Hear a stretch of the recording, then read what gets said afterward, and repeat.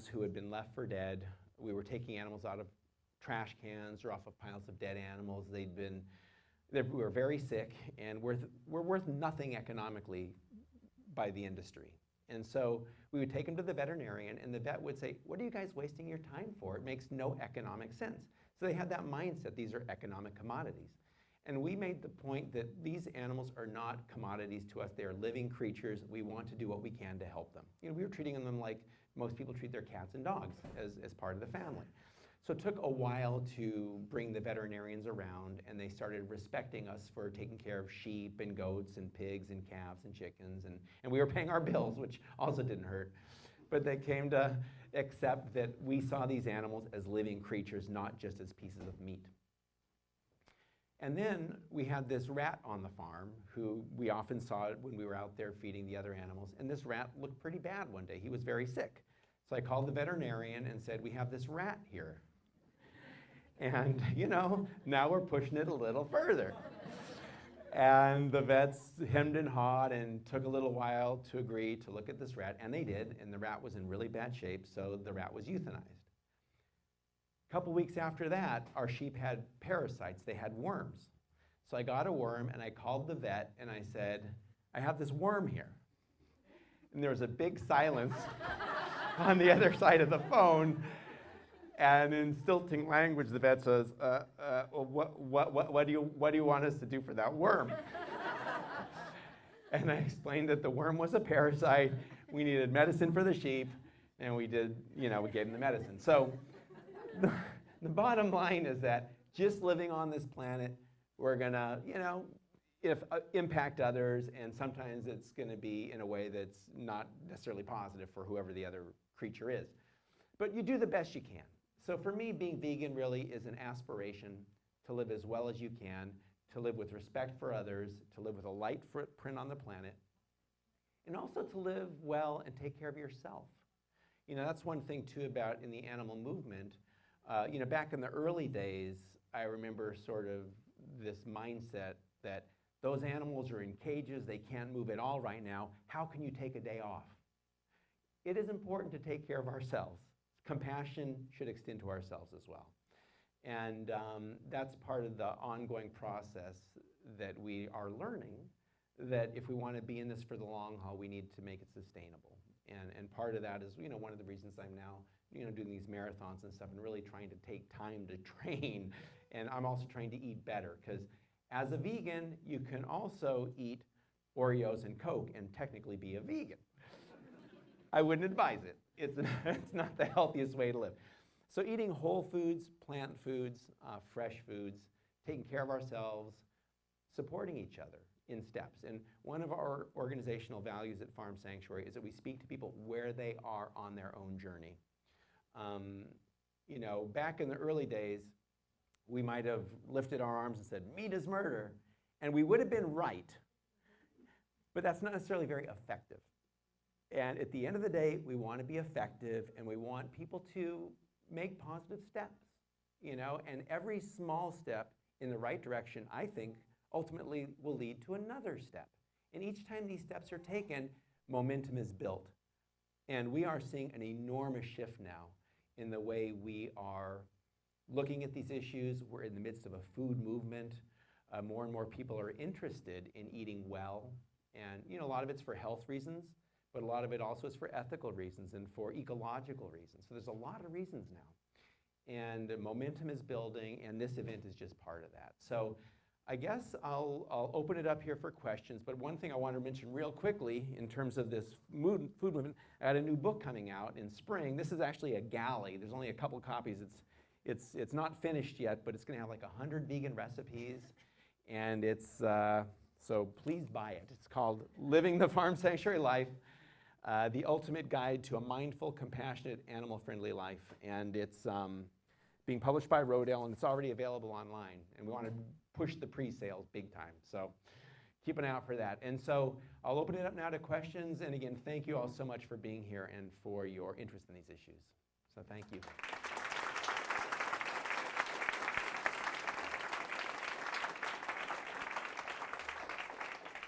Yeah.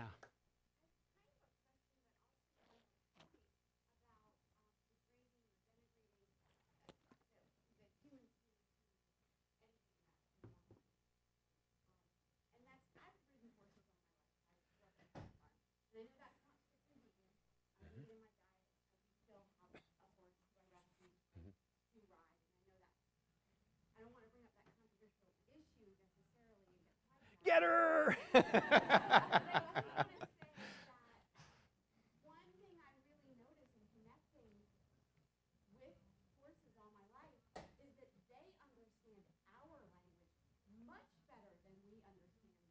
Yeah. So we have no right to say, we take their voice because we say their language doesn't exist, but their language is universal. They speak in energy and they speak it. Yeah. And we could learn so much from them.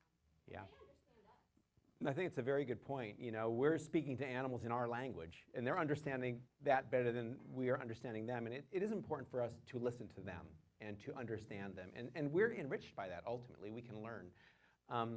And to the point about riding horses, what I would say there is, I look at this in terms of what is our relationship with other animals? Is it one of respect? And, you know, when horses are broken, that's obviously not a nice thing, but in some cases, horses, you know, like to go riding, you know? So I'm not gonna say black or white is good or bad. It's about the relationship. And there's also these things, these like races that not races, but these like obstacle courses dogs do, sometimes they might like it. I can't really say for sure. I'm not, but it's the relationship. Is it one of respect and mutual benefit is the question. And we have a long history that we need to make up for, where we've brought animals into the world in a certain way, and they are here. You know, in the case of animals that live at farm sanctuary, they've been genetically bred to such a point that it's pretty tough to live sometimes. Like turkeys are so big, they have a hard time walking. But we do the best we can for them. So it's not ideal, it's the best we can do. Horses, that, you know, you do the best you can do. So it's not black and white. And so it's about the relationship. Again, is it about mutual respect? And then one thing just to be mindful of too is that human beings are usually the sort of powerful entity in the relationship. We need to be careful not to rationalize it. Well, they like that, because they may not. So we really need to listen. And if somebody is getting excited, like a dog gets excited about going for a walk or about doing certain things, then you can kind of get a sense that they like to do it. Does a horse get excited about certain things? You know, and so these are the questions to think through. But then also to think through, they get excited because we're going to go for a ride. Are they excited to have somebody on their back, or are they excited about going to the forest? You know, so that's another question. So it's not black and white. There's all these variations to kind of think through.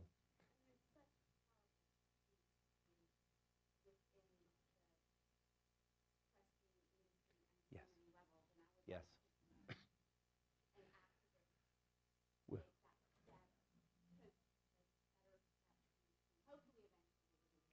Yeah, yeah. And you know, one of my mantras, you can't control others, you can only control yourself. And I think interfacing with different communities, you have an opportunity to move them a little forward. It's a process. We're all in the midst of a process. And you know, we work with farmers. There's the factory farming, we're intensely opposed. There's animal farmers that are less bad, but killing is still bad. There's one guy I've been talking to lately who's a pig farmer in upstate New York who was feeling conflicted about killing animals. He was taking as good a care of these animals as you could these pigs, but he still couldn't handle the killing. And he started writing for Huffington Post and the Dodo, and he talked about, I treat these animals as well as possible, but at the end of the day, I'm still a slaver and a murderer, and I feel bad about it. He recently went vegetarian. He's now transitioning his pig farm into a vegetable farm, and some of those pigs have now been rescued and live at farm sanctuary. So there's some process, you know. So engaging people who are not vegan is good, because you know people rub off on those around them, and they need to be exposed to a different way of looking, you know, at the world. And yeah. How do we handle reproduction and egg production? Well, we do not allow the animals to reproduce because there are too many that need homes already. In the case of the eggs, we collect them, and so they cannot be, you know, sat on and incubated. We actually hard boil them, believe it or not, the chicken eggs, and we feed them back to the chickens, because most of these chickens came from battery cages where they had their nutrients depleted. In 1 year, an egg-laying hen in a battery cage will produce about 270 eggs. She will lose about 30% of the weight of her skeleton in calcium to make those eggshells. That's an incredible drain of calcium. So when they eat these eggs, you know, after they've been rescued, that actually helps to replenish some of what they've lost. So that's what we do with the eggs. Thanks for your thoughts and for being here. Oh, yeah. Second time seeing you at the North Carolina Veg Fest this year, so it's great. Veg Fests are on fire here in North Carolina. It's great to see. I wanted to follow up with what you were saying there at the end about how you and others, and myself included, maybe years ago would have said meat is murder, and we would have been right, but maybe that's not the most effective strategy now. There's, I think, more of a emphasis on meeting people where they are, encouraging them to take the next step or the next step, as opposed to, just saying things like, if you don't go vegan, you're, supporting animal exploitation, and really just not right. So my question is, I find myself saying to people when I'm talking with them about, diet, I find myself saying something I never really thought I'd find myself saying, which is that, I've been vegan for 10 years now, and it's definitely one of the best decisions I've ever made.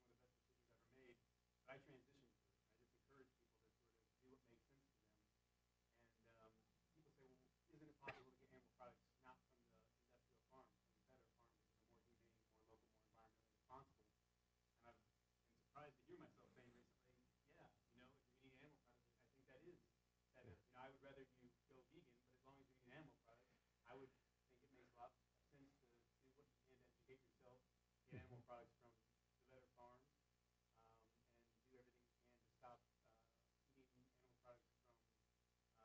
And that's sort of the least you can do. Like, if you need animal products, at least don't buy the worst of the worst. So I just wonder, and that, okay, last question, last part of it.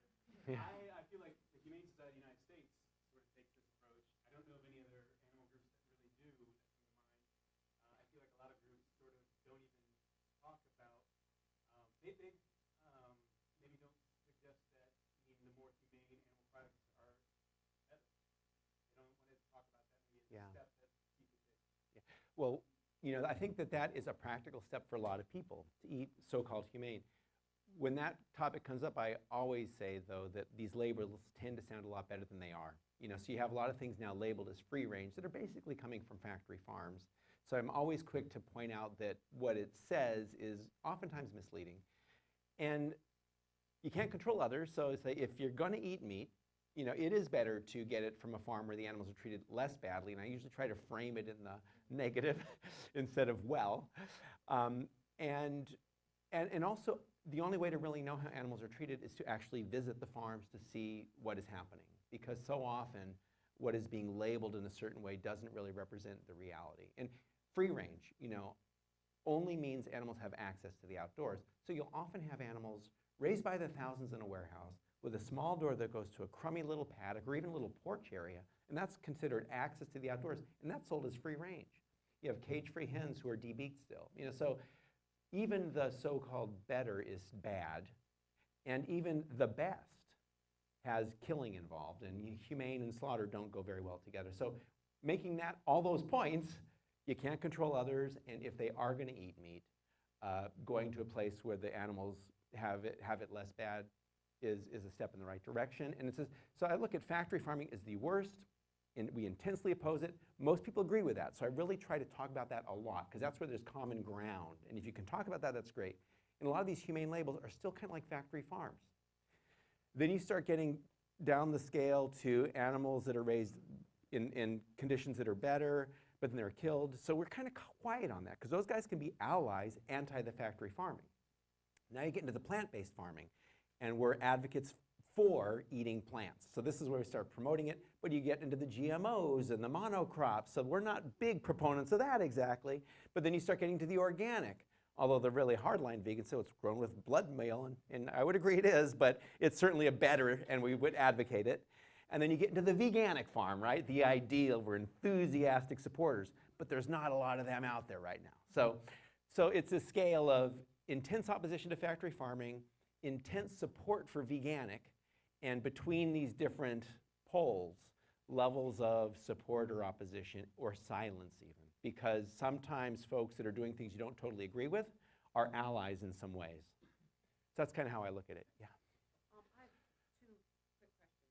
One is, what do you tell a friend that tells you, and I believe she really feels this way, that God put animals here to be eaten? Yeah, well, religion's a sticky topic.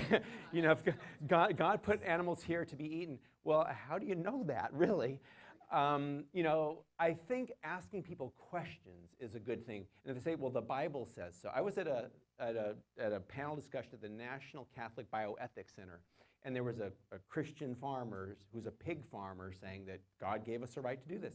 And there was a philosophy guy there, too. There's about 7 of us. And the pig farmer made this comment about God gave me the right to raise and kill these pigs. And then this philosophy guy said, well, I'm an atheist, and if you read the Bible, you're not supposed to eat pigs. So a lot depends on what religion you're talking about and what they're citing as their source.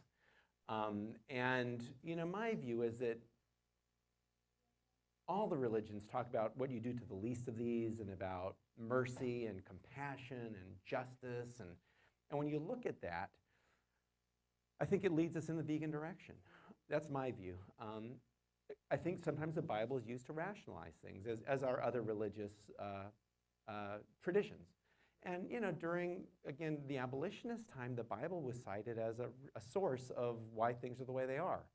So I think religion can be used to justify things that are not ultimately aligned with what God would think. Now, God, again, this gets into really sticky stuff to go into, but I think it's about compassion, and that, I think, would be aligned with religion, The second thing I'm sorry to Yeah, take that's up right. too much time was, you do encourage people, who sounds, I don't know, a little crazy, I don't know, to adopt farm animals themselves. Like, Yeah, I don't mean to sound crazy, but say you live in, yeah. a regular street in Brooklyn. Raleigh, Right. Yeah, well, no, we have an adoptive farm animal program. We encourage people to adopt animals if they have the proper facilities. I think demonstrating that these animals are friends, not food, has positive symbolic ramifications. But there are limited homes, so we recognize the limitations to that. But it's modeling a different kind of relationship. Going on, again, this idea that we are social animals, we do what those around us do. If people see you have a pet chicken, they start thinking, oh gosh, this animal is something other than a piece of meat or a egg producer. So we do that, but we're very careful about where we place animals. And I know our time is up, right? So, but I, again, want to thank you all so much for being here. Check out our website, farmsanctuary.org. Enjoy the festival today. Check out the various things here. I'll be around for the next couple hours, so if you want to talk more or have questions, please let me know. Again, one more plug, buy the book. And thank you all so much. And thanks to the organizers of this, the volunteers. And I think we have some interns from Farm Sanctuary, right? Yeah. Former Farm Sanctuary interns who've done a lot of volunteers in this movement are amazing. Thanks, sure. Thanks, everyone. The next speaker is Kathy Hester, so you can stick around for that. Great. Hi. Sorry. I just wanted to say your work was one of the reasons that I went vegan 4 years ago. Sweet. I saw a lot of the stuff you had online, and it really changed my mind about things. I had been a vegetarian for 10 years prior, and I thought, as long as I don't eat meat, it's okay for eggs and dairy. But seeing your work really changed my mind about that and showed me the reality of it. So I just wanted to thank you for that. Oh, well, thanks. Thanks for sharing that. It's great to hear. We'll keep on plugging away, right? I've Now. been doing the Adopt a Turkey program for years, too. Oh, I love that. And that's such a rough holiday for vegetarians. So that's why we did the Adopt a Turkey, is to provide a different alternative. Yeah. No, well, thank you very much. I told my daughter I would tell you hello and say thank you. We started sponsoring sprinkles for her high school graduation in May. Oh, yeah. And she wanted me to thank you for doing all that you do. And she's a student at Emory right now. Oh, excellent. Some help down there. Oh, yeah, for sure. But Yeah. anyway, I promised her I would come today just so that I could tell you on her behalf thank you. And Well, tell her thank you, too. All right. We're all in this together. Thanks very much. Hi, I just wanted to ask you a question about and make a comment about when you went to the doctor who said Yeah. that you should go on. Right. Have you ever been to a doctor, or did that doctor ever ask you what is your diet, what do you eat? The doctor I go to now, is eating less meat now. I know, so is mine. The doctor is Oh, learning. That Yes. doctor? No, a different doctor. A different I But doctor. did that who doctor watched ever sports talk to you overnight. about food? No, not at all. I never went back. It was ridiculous. They It was never- ridiculous. Never do. I've been No. going to an acupuncturist for like 10 years, and of course, that's what she talks about is food. Yeah. And, you know, and then I would say that to the doctors if they're not interested at all about what you eat. It's It's it's very crazy. hard. I get about 30 minutes of education. on They don't learn nutrition. about It's nutrition. ridiculous. Doctors don't learn about that at all, which is And nurses don't do a whole lot. more and more are starting to. There's a movie called Forks Over Knives, and there are doctors involved in that. But still, most doctors are kind of ignorant. Although they know everything.